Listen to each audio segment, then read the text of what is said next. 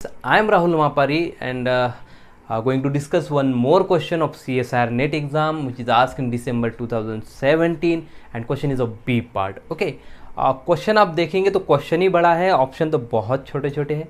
तो क्वेश्चन हम पढ़ेंगे पहले, और क्वेश्चन में बहुत सारी इन्फॉर्मेशन दी है, इतनी इन्फॉर्मेशन जितनी ज़रूरत भी नहीं है ऑप्शन के लिए actually. So radius of convergence पे ये क्वेश्चन है।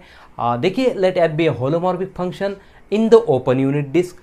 ओपन यूनिट डिस्क में होलोमॉर्फिक मतलब एनालिटिक फंक्शन है, such that limit z tends to 1 of f of z does not exist.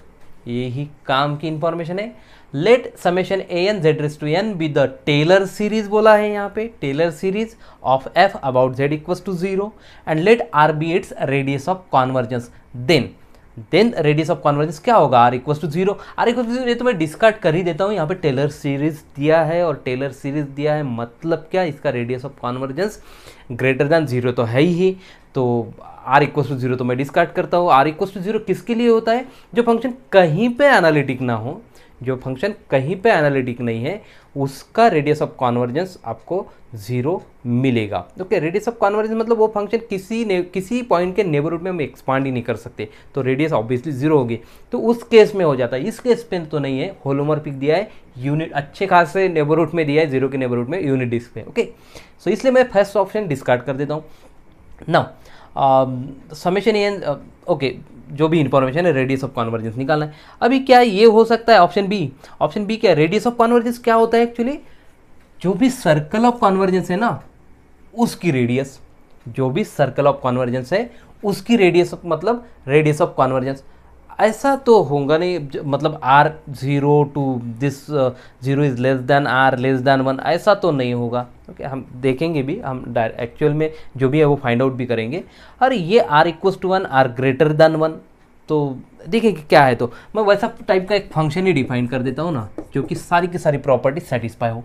So 1/1 minus z, मैंने एक फंक्शन डिफाइन किया जो कि यूनिट डिस्क में होलोमॉर्फिक है, कुछ भी प्रॉब्लम नहीं है, लेकिन limit z tends to 1 exist भी नहीं है, जो दिया है हमें नॉट एग्जिस्ट। और ये मतलब z के पावर में मतलब पॉइंट ऑफ एक्सपांशन 0 लेके ये टेलर सीरीज भी इसकी बनती है जो पता है हमें, z raise to n, right, n values from 0 to infinity, तो उसकी टेलर सीरीज भी पता है हमें।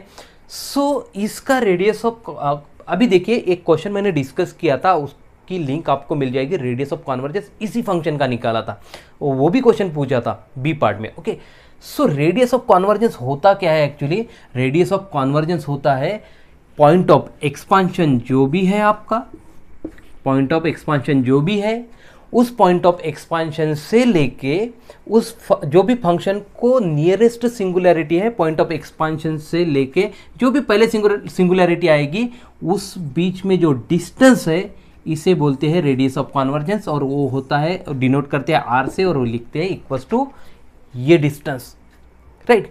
सो ऑप्शन तो मिल गया, ऑप्शन की चिंता मत कीजिए आप, क्वेश्चन बहुत सिंपल है। लेकिन इस टाइप का क्वेश्चन आया ना तो क्वेश्चन पढ़ते पढ़ते ही कंफ्यूजन हो सकता है, तो कंफ्यूज मत होइए, बहुत अच्छे तरीके से क्वेश्चन पढ़िए, क्वेश्चन में आंसर मिल जाएगा। ओके, सो इसका रेडियस ऑफ कॉन्वर्जेंस क्या है, सिंगुलैरिटी क्या है, z equals to 1, point of expansion क्या है, z इक्वल्स टू 0, ये दोनों पॉइंट का बीच का जो भी डिस्टेंस है वो है 1, सो r इक्वल्स टू 1। ओके, सो शायद आपको समझ में आ गया होगा कि radius of convergence, so option ये भी नहीं है। Okay, so thank you for watching. Channel को सब्सक्राइब ज़रूर कीजिए, वीडियो पसंद आए तो लाइक कीजिए, और आपके लाइक करने से मतलब हमें मोटिवेशन मिलता है, अच्छा लगता है, तो please thank you for watching.